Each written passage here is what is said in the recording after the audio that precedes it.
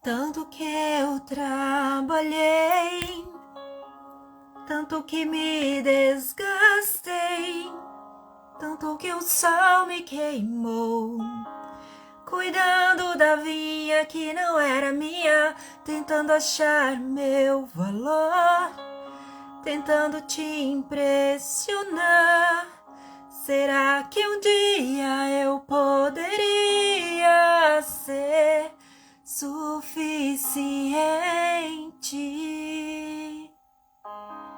Seja muito bem-vinda! Chegamos ao final do nosso último dia, o nosso último capítulo do Workshop Somos Um.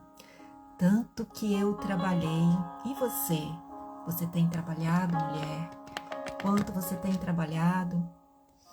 A questão muitas das vezes não é o quanto, mas sim o como nós temos feito e para quem nós temos feito.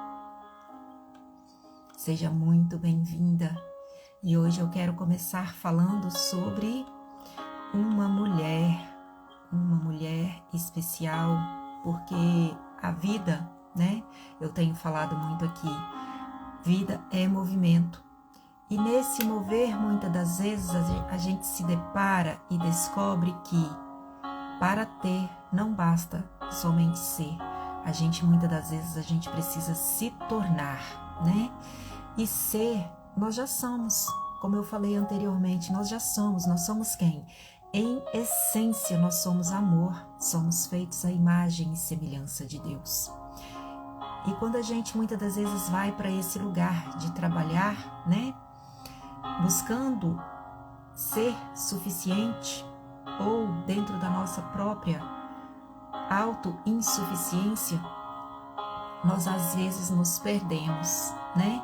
E se não estamos fluindo com essa consciência de ser sal e luz da vida, do mundo, né?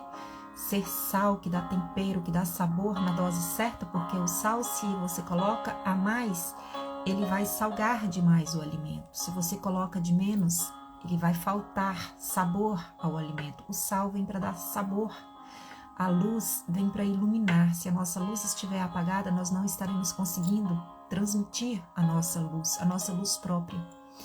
Então, sim, se a gente não está conseguindo, né, ser esse sal na dose certa para dar esse sabor exato, principalmente, né, primeiramente em nossa vida, e transmitir esse sabor ao outro, que seja ao esposo, que seja aos filhos, que seja, né, na comunidade onde a gente vive, com quem a gente convive, dos nossos relacionamentos, se a gente não está conseguindo transmitir essa luz. Então, sim, nós precisamos nos tornar, porque a ferida da identidade é um contraponto da promessa. E quando nós trazemos essa ferida da nossa identidade, nós não teremos, né, condição de alcançar a nossa promessa. E vamos ver hoje um pouquinho do que Cantares nos diz. Cantares é uma canção de amor escrita pelo rei Salomão para sua amada Sulamita, né? Como és formosa, minha amada, como és formosa, com teus olhos de pomba na transparência do véu, né? Ele descreve por várias vezes, entusiasmado com a beleza de Sulamita, e às vezes ele usa até alguns termos, né? Algumas palavras que para aquele momento era um elogio, mas que hoje poderia trazer uma conotação aí até um pouco pejorativa. E vamos ver um pouquinho o que está lá em Cantares 1:5-7.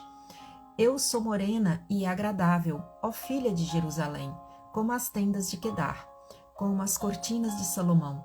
Não olheis para o eu ser morena, porque o sol resplandeceu sobre mim. Os filhos da minha mãe se indignaram contra mim e me puseram por guardar as vinhas que me pertencem. Eu não as guardei. Eu não consegui guardar as minhas vinhas e trabalhar nas minhas vinhas, porque os meus irmãos se indignaram contra mim e colocaram-me para cuidar das vinhas deles. Esse exemplo da Sulamita nos revela uma mulher bonita, bela e bondosa, né? Então vamos entender um pouquinho dentro dessas características, né, de uma mulher bonita, bela e bondosa, O livro de Cantares, por várias vezes, Salomão então faz essa referência, né, com esses elogios ali, muito entusiasmado, como uma pomba que eu vejo através do véu. Que beleza, que morena, né, que pele bronzeada, que pele aveludada, que pele maravilhosa. E as características de uma mulher bonita, nós podemos ver que muitas mulheres, sim, são muito belas, muito bonitas e têm uma preocupação exagerada muito com a aparência externa. E muitas das vezes o interno não transmitem essa beleza, não consegue transmitir essa luz, não consegue transmitir e dar esse sabor, porque algumas questões internas não estão muito bem resolvidas. Por isso que eu sempre falo, dentro rege fora. O reflexo do que nós somos, do que nós vemos fora, é de como nós estamos por dentro. E isso ocorre porque não se cuidam bem de si internamente e mantêm uma aparência externa para revelar o quê? Eu estou bem na foto, eu estou bem na capa, mas ali dentro, né? Só a pessoa mesmo que vivencia muitas situações é que sabe, né? Muitas das vezes como está por dentro. A boazinha é uma mulher que vive frustrada e sobrecarregada, porque nunca sabe dizer não ao outro e diz sim, sim, sim, sim, sim para tudo do outro e não para si mesmo, né? Sulamita foi um exemplo claro disso. Eu cuidei tanto das vinhas dos meus irmãos se indignaram e me colocaram para cuidar da vinha dele, e da minha vinha eu não fui capaz de tomar conta, não fui capaz de cuidar. E esse complexo, né, de inferioridade, ser bela só por fora, te leva a esse lugar, né, de se tornar muito boazinha, porque há um complexo de inferioridade que te leva a ser uma mulher com autoanulação. Você se autoanula. Por quê? Muitas das vezes você não consegue ter uma autoestima, e a autoestima ela está muito ligada ali com o teu amor próprio, com o teu alto valor, e se perde das tuas próprias necessidades. Qual o risco disso? Perda da sua própria identidade, e isso te gera o quê? Frustração. Então muitas pessoas muitas das vezes estão pela vida frustrada porque não estão aí com a tua identidade de filhas, né? De filhos ativados, e isso vai gerando o quê? Frustrações. Ser boa, bonita e barata traz consequências, e isso não começou em você. Então, assim, por que eu trouxe esse exemplo da Sulamita? Porque a Sulamita, ao exemplo dela, quando ela diz, ó filha de Jerusalém, segundo a Bíblia, filha de Jerusalém é utilizada para simbolizar a relação entre Deus e o povo de Israel. Ela representa a proteção, o cuidado e a conexão espiritual entre o divino e a cidade sagrada. E Sulamita tem essa característica, né, de ser a ó filha de Jerusalém. Ela era uma mulher muito temente a Deus e uma mulher de muita fé, né, dentro do que a gente vê, do que a gente conhece dela dentro da Bíblia. Mas o que eu quero me atentar aqui hoje sobre esse texto, que as crises que ela tinha, e eu vou trazer aqui 3 crises, não começaram com ela, não começaram nela quando ela veio para a presença ali de Salomão, quando ele diz no início desse texto aqui, eu sou morena e agradável, ó filha de Jerusalém, como as tendas de Quedar, como as cortinas de Salomão. Não olheis para o eu ser morena, porque ele estava olhando para a tua beleza. Mas o que ela disse? Não olheis para o eu ser morena, porque o sol me castigou ao trabalhar na vinha. E qual era a primeira crise que ela tinha? A primeira crise nos revela que ela vivia e foi criada em um lar disfuncional. Por quê? Quando ela diz o seguinte, os filhos da minha mãe se indignaram contra mim e me puseram por guardar as vinhas. Ela se refere aos filhos da minha mãe e não aos meus irmãos. E isso nos traz uma reflexão que nos leva a entender que aonde estava esse pai?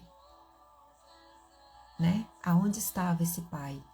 Isso também revela que ela tinha feridas com relação a esse pai. E também com relação à mãe, a mãe dos meus irmãos. E esse atrito, esse conflito, né, que gerou ali entre os irmãos, revela que ela tinha feridas emocionais com relação também, não só com relação aos pais, mas também com relação aos irmãos, porque ela foi ficando amargurada dos irmãos a se indignarem contra ela, chegando ao ponto de colocá-la para trabalhar na vinha. Vá cuidar da minha vinha, vá cuidar da nossa vinha. Isso não sobrou tempo para ela cuidar da vinha dela, ou seja, cuidar dela própria, enquanto ela estava, sendo a boazinha, não sabendo dizer não aos irmãos, cuidando do que era deles e não do que era dela. A tua segunda crise revela quando os irmãos a colocaram então para cuidar da vinha deles e não permitindo que ela cuidasse de si própria, que ela cuidasse da sua vinha. Ou seja, a mulher boazinha que faz tudo para os outros, quando ela precisa cuidar dela, ela não é capaz de cuidar dela. A mulher boazinha traz características, muitas das vezes, quando ela vai comprar um presente para alguém, ela usa o maior valor para comprar algo de muito valor, algo de muito bom, algo de muito precioso para dar ao outro. Mas quando é para ela, ela não consegue. Ela não consegue comprar, destinar ali algum preço, algum valor para comprar algo de valor para ela própria. E nós vemos muito isso, trazendo um pouquinho, um exemplo claro para mães. Muitas mães dão tudo para os filhos. Há poucos dias eu vi um vídeo, gente, que eu fiquei estarrecida, um vídeo aí que rola na mídia, uma filha fazendo birra, uma adolescente, não era criança, fazendo birra no meio de um terminal, batendo o pé, gritando, esbravejando e se jogando no chão, porque a mãe havia dado um iPhone 11 e ela queria o 13. E na realidade a mãe estava com o 10, a mãe estava usando um muito inferior e a mãe foi dar um superior para a filha e ainda assim ela não aceitou, ela queria o de última geração.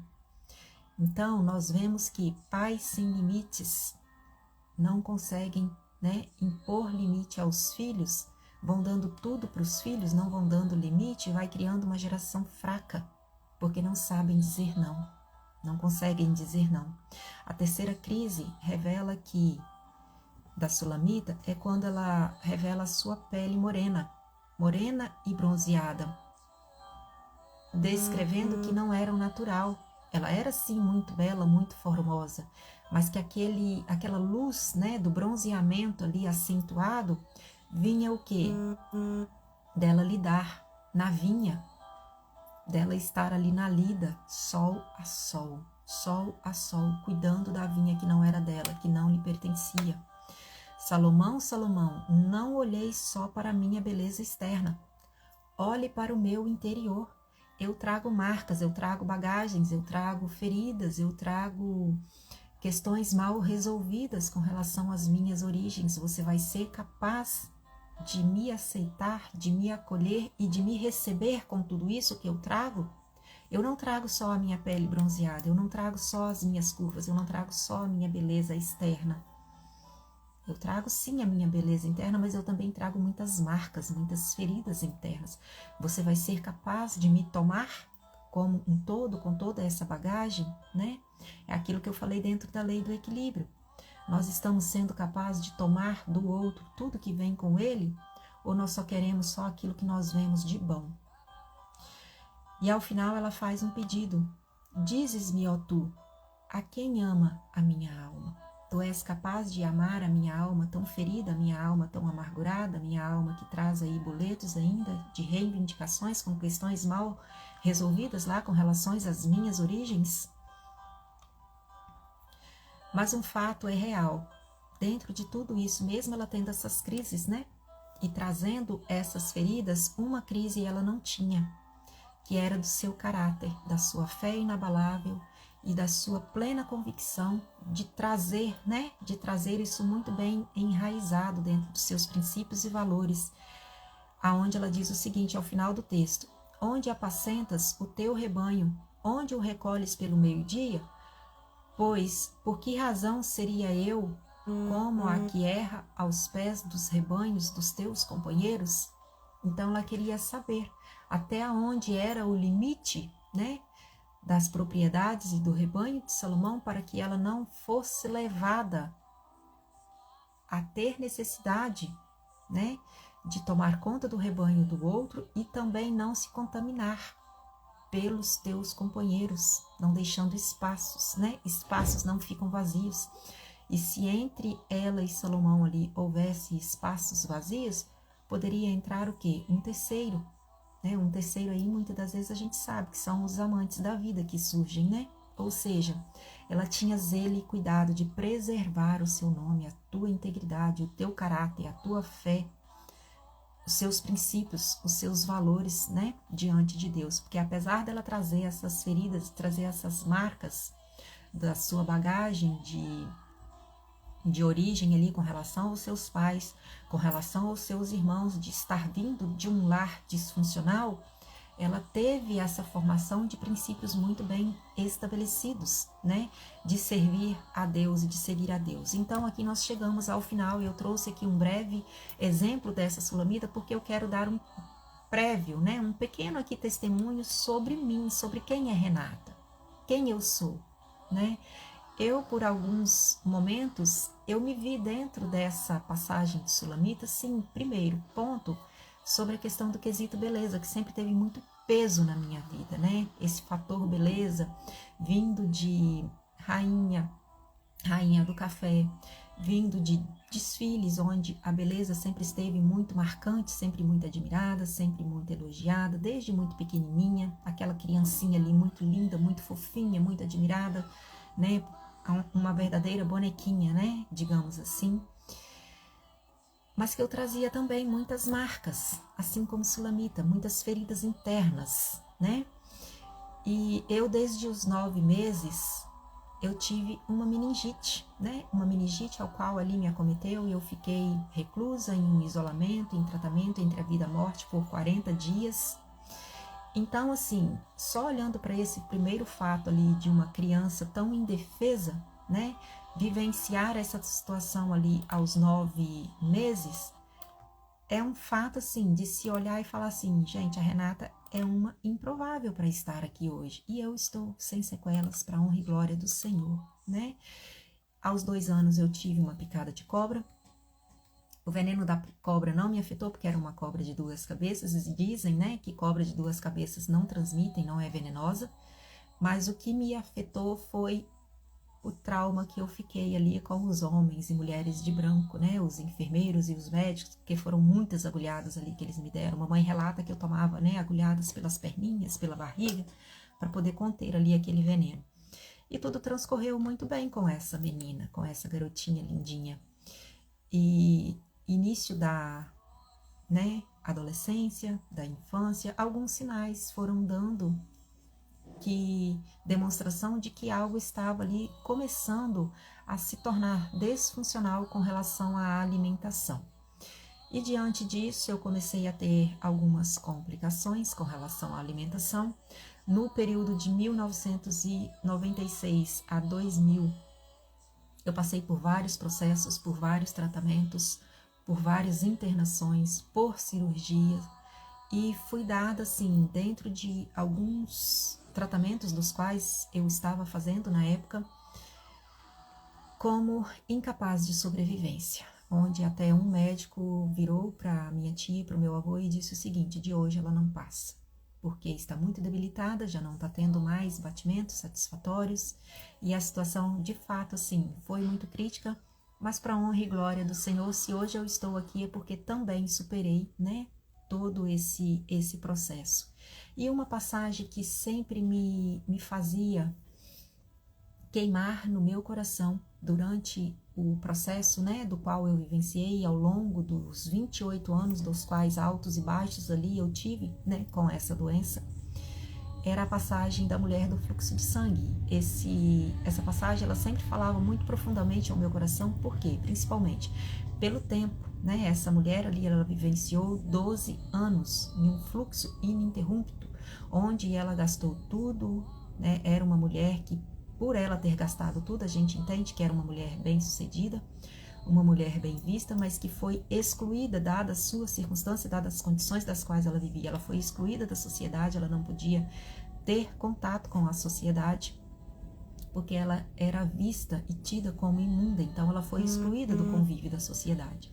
E essa passagem sempre falou muito profundo, porque eu, por vários momentos, eu me via dentro da minha doença, dentro do meu quadro de saúde, como uma pessoa excluída da sociedade, porque eu não conseguia falar, né, o nome da doença, do que eu tinha, porque eu entendia que tinha muitos tabus e muitos preconceitos sobre o real pano de fundo do que são, né, os sintomas, do que acontece com uma pessoa que tem uma anorexia e uma bulimia.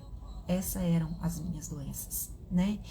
Então, assim, falar simplesmente o que eu tinha, para mim, era um tabu muito difícil falar. E se hoje eu estou aqui, né, conseguindo falar, é porque sim, para honra e glória do Senhor, eu alcancei a cura. Então, como que eu alcancei essa cura? A partir de 2020, entre esses altos e baixos, durante esses 28 anos, eu estava tendo uma regressão muito grande dessa doença. E eu estava vendo meu filho crescer, meu filho, né, se desenvolvendo e eu regredindo. Por quê? Em um dado momento, eu já não sonhava mais, eu já não conseguia mais vislumbrar, né? Ver o meu filho adulto, ver o meu filho se formando, ver o meu filho tendo um lar, ver o meu filho construindo uma família, ou eu prosperando na minha própria vida, porque eu estava sem forças, sem luz, sem conseguir ter sabor na minha vida, sem transmitir luz, porque eu estava tão ferida, tão adoecida internamente, né, que eu estava voltando àquele ponto de não ter mais forças para caminhar sobre as minhas próprias pernas. E estava nessa boa, bonita e barata, fazendo tudo para os outros, me desgastando no serviço, cuidando da vinha dos outros e não cuidando de mim. Então, a partir de 2020, eu, com um novo clamor, porque em 99, né, o meu primeiro grande clamor foi diante ali daquela dificuldade tamanha de não ter forças para caminhar sobre as próprias pernas, e eu clamei ao Senhor: se o Senhor tiver um propósito na minha vida, me restabeleça desse leito de morte. Então, em 2000, eis que eu atendo a esse chamado, e eu entendi, né, que esse novo abalo veio para quê? Me arremeter àquele pedido lá do passado que estava aí quase que adormecido e esquecido.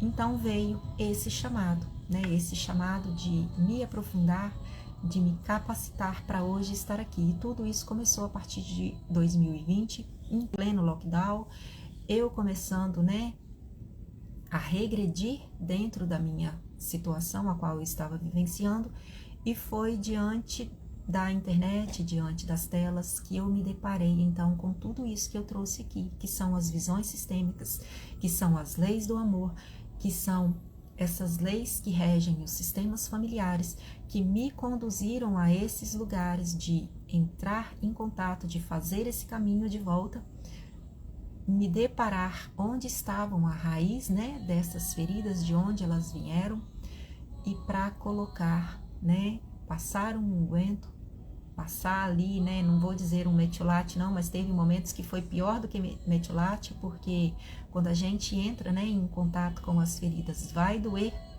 e em dados momentos, assim, essa dor se superou aí uma dor de bezetacil, eu não tomei remédio, eu não tomei bezetacil, mas acaba que se supera aí uma dor de uma bezetacil, porque é quando a gente entra em contato com essas feridas, né, que a gente vai abrindo as camadas, é como uma cebola, a gente vai ali adentrando e cauterizando essas feridas. Então, como eu falei, a constelação ela não vai eliminar a ferida, mas ela vai te promover um novo olhar, aonde essa ferida não vai te trazer dor mais. Então, se hoje eu estou aqui, né, conseguindo falar um pouquinho de tudo isso que eu vivenciei, eu não vou me prolongar muito, porque a história, assim, é espessa, mas só para que você possa entender. Foi durante esse processo. E vou dizer o seguinte, não foi assim fazendo uma constelação. Teve alguns processos, sim, de abertura de campo que me levaram a identificar de onde de fato estavam vindo essas raízes, mas foi vivenciar todo esse aprofundamento, né, esse autoconhecimento dentro dos conceitos, dentro do que são essas leis que regem os sistemas familiares, e entendendo que eu não sou eu sou um todo, eu faço parte de um todo. Por isso, desde o início eu sempre tenho falado, nós somos um. E para concluir, Jesus é o caminho, a verdade e a vida. E é Ele quem leva e nos conduz, né? Então sempre foi Ele quem me conduziu, sempre foi Ele quem me direcionou a ir nesses pontos aonde estavam as feridas, a ir nesses pontos onde havia a treva, porque colocar a luz dele, né? Resplandecendo, fazendo-me resplandecer a minha luz, curando as feridas, para que hoje eu possa, né? Conseguir dar sabor, trazer sabor para a minha vida e transmitir esse sabor e transmitir essa luz. Quando uma mulher decide curar-se, ela se transforma em uma obra de amor e compaixão, já que não se torna saudável somente para si própria, mas também a toda a sua linhagem. Bertin Helling. E aqui nós encerramos o nosso workshop Somos Um, com esse breve relato de quem eu sou. Eu sou Renata Tom, terapeuta sistêmica familiar, a serviço da vida com o workshop Somos Um. Que eu possa estar, né, dentro de tudo isso que eu trouxe aqui, te levando sabor, te levando luz, para que você também possa conseguir encontrar esses caminhos de escuridão, levar a luz para que você possa conseguir trazer sabor, transmitir, alcançar a tua luz e transmitir. Porque sim, nós somos sal da terra e luz do mundo. Grande beijo no coração e não terminou. Até breve, porque vem mais por aí.